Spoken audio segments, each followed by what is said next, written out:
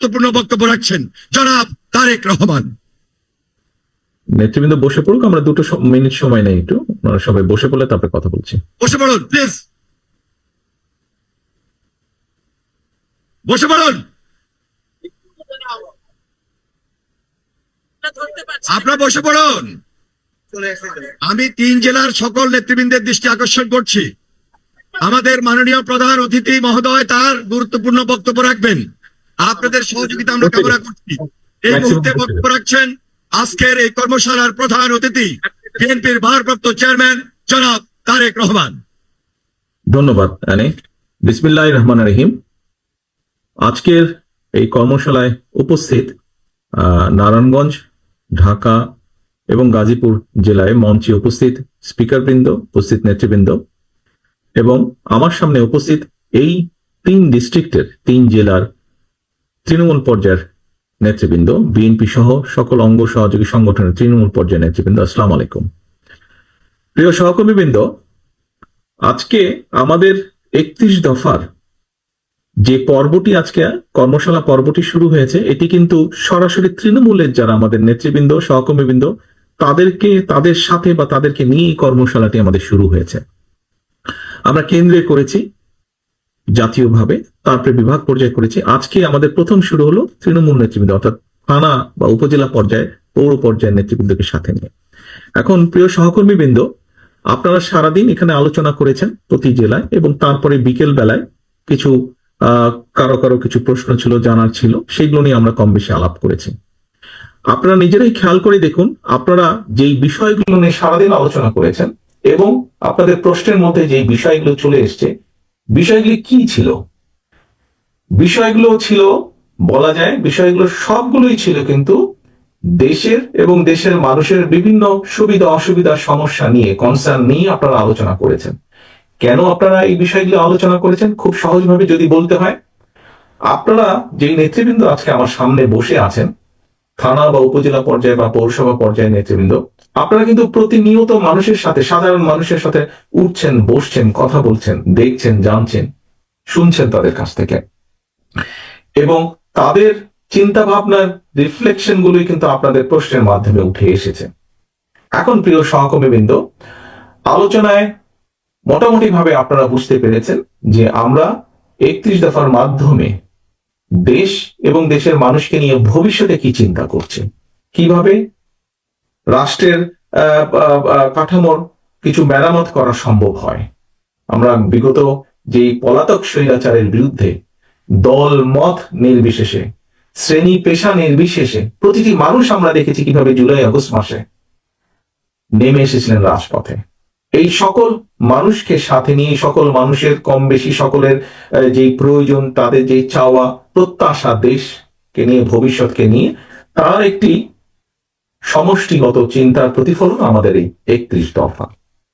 আপনাদের কথাবার্তা তো সিরিয়াস। এখন প্রিয় সহকর্মীবৃন্দ, এই বিষয়গুলোকে নিয়ে আপনারা আজকে যা সারাদিন আলোচনা নিজেরা করেছেন, যা জেনেছেন, যা শুনেছেন, যা বুঝেছেন, এগুলো আমাদেরকে কিন্তু নিয়ে যেতে হবে আরো প্রান্তিক পর্যায়ের মানুষের কাছে, প্রান্তিক পর্যায়ের মানুষের কাছে নিয়ে যেতে হবে। আপনারা কৃষককে নিয়ে আলাপ করেছেন, এই 31 দফা কৃষকের কাছে নিয়ে যেতে হবে।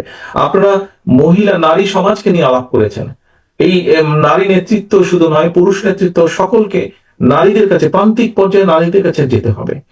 আপনারা আলাপ করেছেন মিল কারখানার শ্রমিকদেরকে নিয়ে, তাদের কাছে যেতে হবে। শিক্ষা নিয়ে আলাপ করেছেন, ছাত্র এবং শিক্ষকদের কাছে যেতে হবে, অর্থাৎ সমাজের প্রতিটি শ্রেণীর ব্যাপারে আপনারা আলাপ করেছেন, তাদের কাছে যেতে হবে। কারণ আমাদের মূল লক্ষ্য বা টার্গেট, আমরা যখন অতীতে, অর্থাৎ বিএনপি বাংলাদেশ জাতীয়তাবাদী দল শহীদ রাষ্ট্রপতি জিয়া রহমানের নেতৃত্বে এবং পরবর্তীতে দেশনেত্রী খালেদা জিয়ার নেতৃত্বে আমরা যতবার দেশ পরিচালনার সুযোগ পেয়েছি, বাংলাদেশের জনগণের সমর্থনকে নিয়ে আমরা প্রতিবার চেষ্টা করেছি এই দেশের মানুষের ভাগ্যের পরিবর্তন ঘটাতে, দেশটাকে এগিয়ে নিয়ে যেতে আমরা চেষ্টা করেছি মানুষের যাতে কিছুটা বেটার থাকে, মানুষ কিছুটা ভালো থাকে।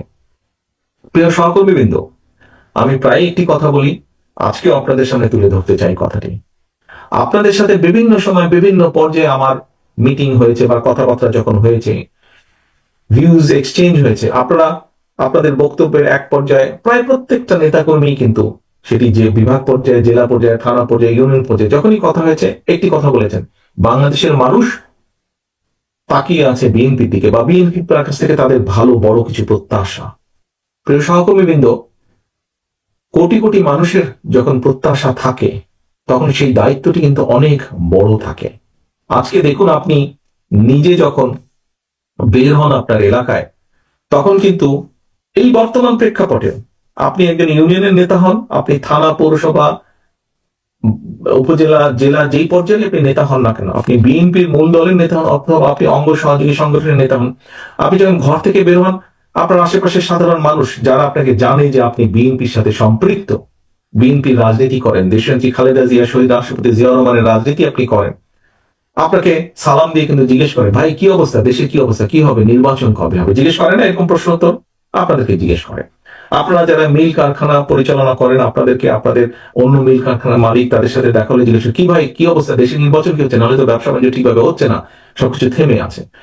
অর্থাৎ আপনারা যারা শিক্ষকতা করেন, অন্য সহকর্মী কিন্তু আপনাদের জিজ্ঞেস করে, কি ভাই কবে নির্বাচন হবে, কিভাবে কবে হবে।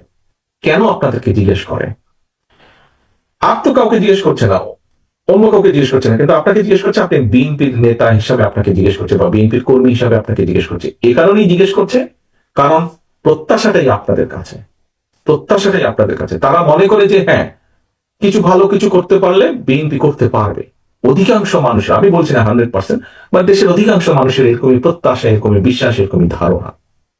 এখন সহকর্মীবৃন্দ, আপনারা এখানে উপস্থিত প্রত্যেকে এক একজন রাজনৈতিক কর্মী। একজন রাজনৈতিক কর্মী অথবা একটি রাজনৈতিক দলের সবচেয়ে বড় সফলতা কি? আমার এই প্রায় 35 বছরের রাজনীতির অভিজ্ঞতার আলোকে আমি যেটা মনে করি, একজন রাজনৈতিক কর্মী বা রাজনৈতিক দলের সবচেয়ে বড় সফলতা হচ্ছে মানুষের আস্থা অর্জন। মানুষের আস্থা অর্জন। এই যে আপনি যখন বের হন, যে কথাটি বললাম, আপনি যখন বের হন মানুষের সালাম পাচ্ছেন, আপনি দেখুন আপনার নাম যদি ধরেন, আপনার নাম কাশেম, আপনার আশেপাশে সমাজের, আপনার সামাজিকভাবে আপনার আশেপাশে অনেক কাশেম আছে। কয়জন কাশেমকে দেখলে মানুষ দৌড়ে এসে সালাম দিচ্ছে অথবা কথা বলছে, কিন্তু আপনি কাশেম, আপনার সাথে কেন কথা বলছে, সালাম দিচ্ছে? বিকজ আপনি বিএনপি করেন, বিকজ আপনি বিএনপি করেন। আপনার সাথে অথবা তার সাথে, সেই ব্যক্তিটির সাথে যারা সালাম দিচ্ছে, যাদের কনসার্ন আছে, যারা জানতে চাইছে, তারা মনে করে যে তাদের ভাগ্যের সাথে আপনার একটি বিষয় জড়িত আছে, আপনার কথাবার্তা, উঠা বসা, আপনার বক্তব্য, বিবৃতি, আপনার কাজকর্মের সাথে তাদের ভাগ্য কম বেশি জড়িত আছে, তাদের ভবিষ্যৎ জড়িত আছে। সেজন্যই আপনাকে জিজ্ঞেস করে, আপনার উপর আস্থা রাখতে পারে, ভরসা রাখতে পারে। প্রিয় সহকর্মীবৃন্দ, আমার মূল যে কথাটি ছিল এখানে বলা, সেটি হচ্ছে যে এই যে আপনার উপর আস্থা ভরসা রাখছে, এই যে এটাই হচ্ছে আপনার সবচেয়ে বড় সফলতা একজন রাজনৈতিক কর্মী হিসাবে, যে মানুষ আপনার উপরে আস্থা রাখছে, বিশ্বাস করছে আপনাকে। একটি রাজনৈতিক দলের এই যে আপনারা কর্মসূচি ডাক দিলে, আমরা যখন কর্মসূচি ঘোষণা করি, হাজারো লক্ষ মানুষ এই কর্মসূচিতে অংশগ্রহণ করে। কেন? মানুষের আস্থা বা বিশ্বাস। এখন সহকর্মীবৃন্দ, এই বিশ্বাস, আপনি যে পর্যায়ের নেতা হন, বিশ্বাস রাখুন মনের মধ্যে, আপনি যে পর্যায়ের নেতা হন সেটি বিষয় নয়। মূল বিষয় হচ্ছে জনগণ আপনার উপর আস্থা রাখে, সেটি 5 জন হোক, 50 জন হোক, 500 হোক, 5000 হোক, আপনার উপরে মানুষ আস্থা রাখছে। আপনি যে পর্যায়ের নেতা হন, ইউনিয়ন, গ্রাম, ওয়ার্ড, পৌরসভা, থানা, জেলা, যাই হন না কেন, আপনার উপরে মানুষ আস্থা রাখছে। আপনি বিএনপির হন, আপনি ছাত্র দলের হন, আপনি মূল দলের হন, আপনি যুব দল, স্বেচ্ছাসেবক না, মহিলা দল, কৃষক দল, যেটাই হন না কেন, আপনার উপর আস্থা রাখছে। এটাই হচ্ছে আপনার সবচেয়ে বড় সফলতা বা সবচেয়ে বড় বিষয়, আপনার রাজনৈতিক অর্জন, সফলতা। এখন এই আস্থা তো ধরে রাখার দায়িত্ব জনগণের নয়, এই আস্থা ধরে রাখার দায়িত্ব আপনার, আমাদের সকলের। আপনি হচ্ছেন আপনার এলাকায় বিএনপির অ্যাম্বাসেডর, বিএনপির রাষ্ট্রদূত। আপনি আপনার এলাকায়, আপনাকে দিয়ে মানুষ বিএনপিকে বিচার করবে, আপনাকে দিয়ে মানুষ বিএনপিকে চিন্তা করবে। কাজে আপনি কি তখন মনে করবে যে আপনি ভালো হলে বিএনপি ভালো, আপনি খারাপ হলে বিএনপি খারাপ। আমি জানি না আপনারা কথাটা বুঝতে পারছেন কিনা, কথাটা সহজ এবং সিম্পল। আপনাকে দিয়ে মানুষ বিএনপিকে বিচার করবে। কাজেই প্রিয় সহকর্মী নেতৃবৃন্দ, আজকে আপনারা এই যে প্রশ্নগুলো করেছেন, আমাকে করেছেন, মঞ্চকে প্রশ্নগুলো অনেক করেছেন, আপনি আপনার কনসার্ন থেকে প্রশ্ন করেছেন, আপনি ফিরে গিয়ে আপনার সেই মানুষগুলোকে বলবেন, আপনি যে আমি এই পড়েছি, তারা এই বলেছে আমাকে।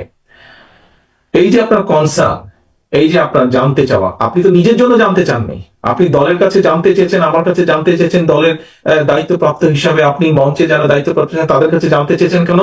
যাতে আপনি গিয়ে জবাব দিতে পারেন যে আমি কৃষি সম্পর্কে এই জানতে চেয়েছি কৃষক ভাইদের জন্য, আমি শিক্ষা সম্পর্কে জানতে চেয়েছি ছাত্র বা শিক্ষকদের জন্য, এই কারণে আমি জানতে চেয়েছি। অর্থাৎ আপনার এই কনসার্ন থেকে আপনি জানতে চেয়েছেন। এখন প্রিয় সহকর্মীবৃন্দ, আপনাকে আরেকটি বিষয়ে সচেতন থাকতে হবে, আরেকটি বিষয়ে কনসার্ন থাকতে হবে। আমি প্রায় প্রত্যেকটি অনুষ্ঠানে, কর্মশালায় বলছি, একটি কথা বলছি, জনগণকে সঙ্গে রাখুন, জনগণকে সাথে রাখুন। আমরা কিন্তু সবসময় বলেছি আমরা আমি দামির নির্বাচনে বিশ্বাস করি না। আমরা একটি রাজনৈতিক দল নির্বাচনে আমরা যাব, নির্বাচন আমরা করব, নির্বাচন আমরা চাইবো, এখানে লুকোচাপার কোনো ব্যাপার নেই, এটা নর্মাল সিম্পল। জনগণের সমর্থন আমরা পাবো, বেশি পেলে আইন অনুযায়ী, নিয়ম অনুযায়ী, দেশের সংবিধান অনুযায়ী যা হবার সেটিই হবে। জনগণের সমর্থন ভিত্তিতে জনগণ যাকে বেশি সমর্থন দিবে তারা দেশ পরিচালনা করবে। অর্থাৎ আমরা নির্বাচন চাইবো, নির্বাচন চাওয়াটা কোনো অন্যায় বিষয় না, এটাই স্বাভাবিক। এখন নির্বাচনকে যদি ফেস করতে হয়, আমরা আমি নির্বাচনে তো বিশ্বাসী না, আমরা আমরা নিশিরাতের নির্বাচনেও বিশ্বাসী না, আমরা ভোট ডাকাতের নির্বাচনেও বিশ্বাসী না। আমরা একটি স্বচ্ছ স্বাভাবিক নির্বাচনে বিশ্বাসী, যেখানে মানুষ নির্ভয় নির্দ্বিধায় ভোট দিবে। আমরা সেই নির্বাচনে বিশ্বাসী, মুক্তভাবে ভোট দিবে। এখন সহকর্মীবৃন্দ, মানুষ যখন নির্বাচনে ভোট দিবে নির্দ্বিধায় নির্ভয় ভোট দিবে, নির্ভয় ভোট দিবে। আমাদের একজন সহকর্মী এখানে সংবাদপত্রের স্বাধীনতা নিয়ে কথা বলেছেন। আপনি চাইছেন যে আমাদের কি পদক্ষেপ, কি পরিকল্পনা সংবাদপত্রের স্বাধীনতা নিশ্চিত করা। আমাদের তো একই সাথে পরিকল্পনা আছে যে কোনো মূল্যে এই দেশের মানুষের ভোটের অধিকারকে রক্ষা করা, ভোটের অধিকারকে রক্ষা করা। বাক স্বাধীনতা যেমন হচ্ছে ভোটের অধিকারকে রক্ষা করা। কাজী মানুষ যখন ভোটের অধিকার রক্ষা করবেন, মানুষ তখন নির্দ্বিধায় ভোট দিবে। যেহেতু আমরা বিশ্বাস করি না নিশিরাতের নির্বাচনে, আমরা বিশ্বাস করি না আমি দামি নির্বাচনে, কাজেই মানুষকে মুক্তভাবে ভোট দিতে হবে। এবং মুক্তভাবে যখন ভোট দিবে মানুষ, তখন কিন্তু মানুষ অনেক কিছু বিবেচনা করবে, চিন্তা ভাবনা করবে, তারপরে সে ভোট দিবে। এবং তার সেই চিন্তা ভাবনাকে যদি আপনার পক্ষে রাখতে হয়, তাহলে কিন্তু জনগণের আস্থা আপনার পক্ষে থাকতে হবে, আপনার প্রতি জনগণের আস্থা রাখতে হবে। এবং জনগণের আস্থা যদি আপনার পক্ষে রাখতে হয়, তাহলে আপনার আচার আচরণ, কথাবার্তা সকল কিছু সেরকম থাকতে হবে। প্রিয় সহকর্মীবৃন্দ, আমি একটি কথা বলেছি, আপনি হচ্ছেন আপনার এলাকায় জনগণের প্রতিনিধি, আপনার এলাকায় জনগণের প্রতিনিধি। আপনি এত বছর যখন কষ্ট করেছেন, এত এখানে যারা উপস্থিত আছেন 3 জেলার, আমার কাছে তো মনে হয় এখানে যারা যেই কয়টা মানুষ উপস্থিত আছেন, এখানে হিসাব মতে আজকে আপনারা উপস্থিত আছেন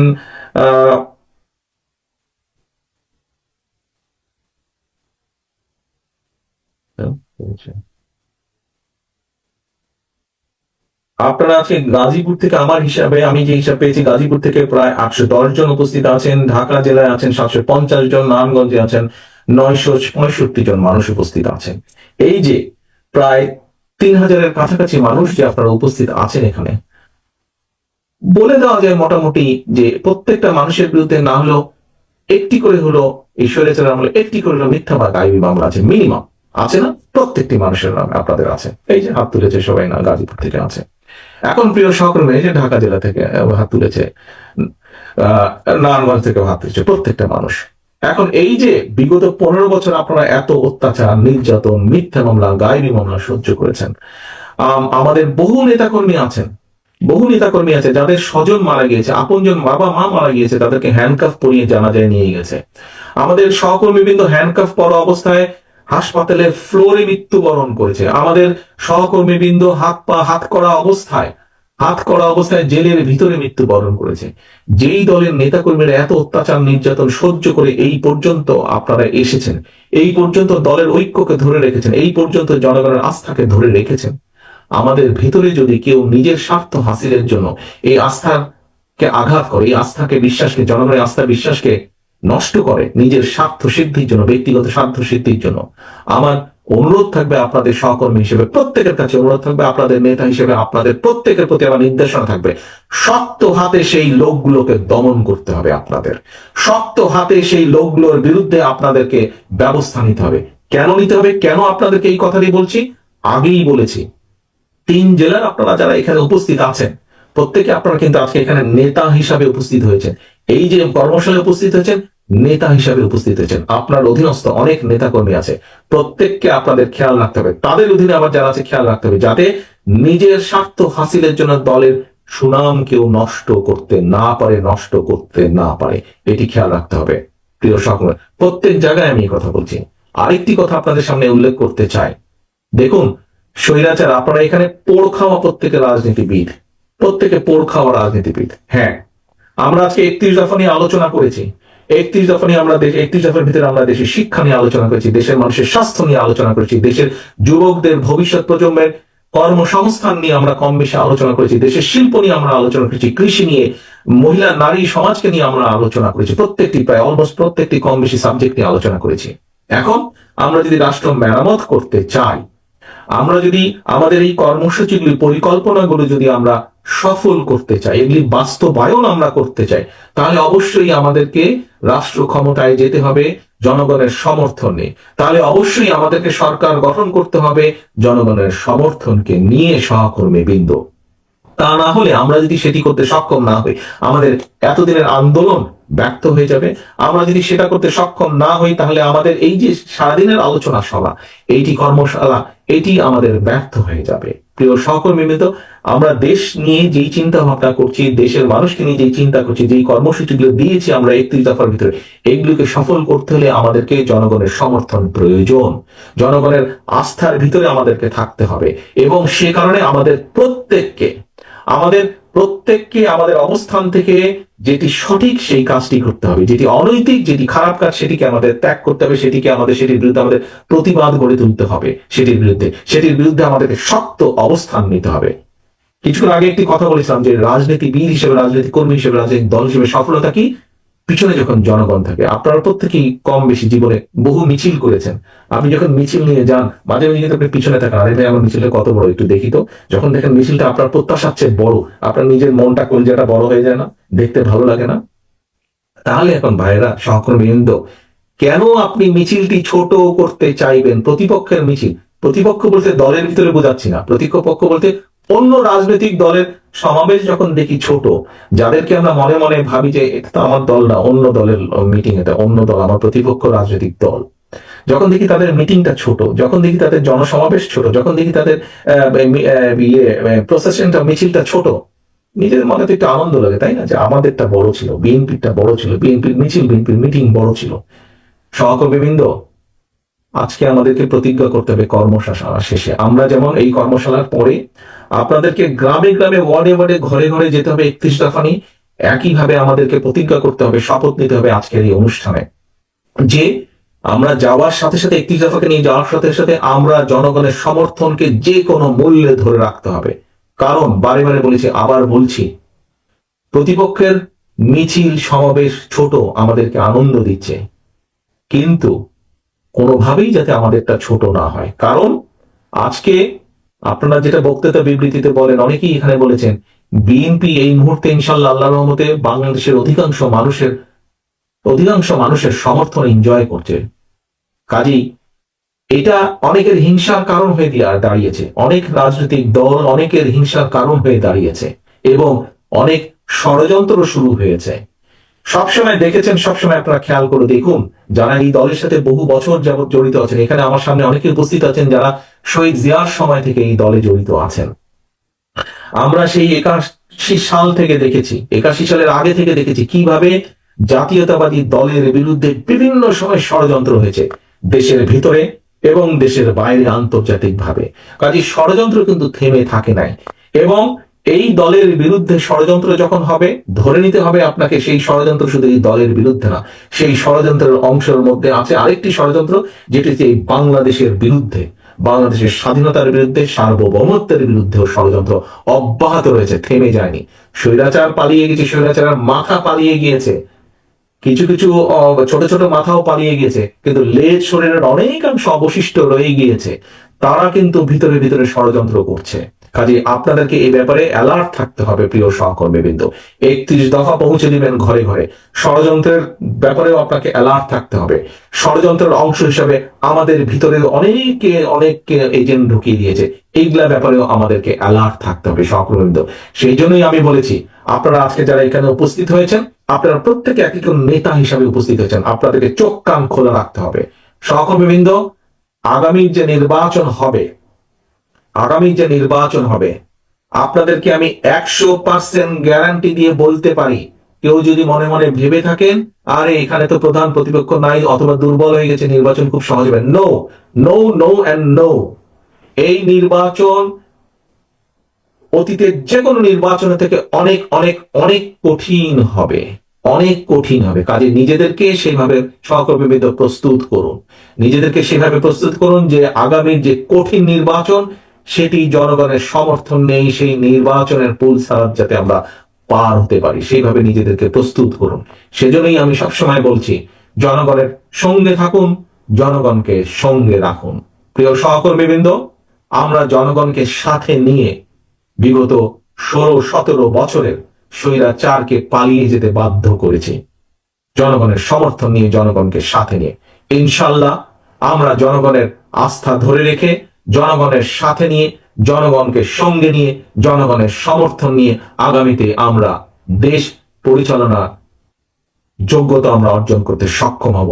এই আমার দৃঢ় বিশ্বাস, এই আমাদের দৃঢ় বিশ্বাস। আসুন আমরা যাতে আমাদের আজকের এই 31 দফাকে ভবিষ্যতে 31 দফায় যা আমরা উল্লেখ করেছি সেই মোতাবেক যাতে আমরা জনগণের কল্যাণে, রাষ্ট্রের কল্যাণে, দেশের কল্যাণে আমাদের পরিকল্পনাগুলোকে বাস্তবায়িত করতে পারি, তার জন্য যে যে পদক্ষেপ গ্রহণ করা প্রয়োজন আমরা সেই পদক্ষেপগুলি গ্রহণ করব।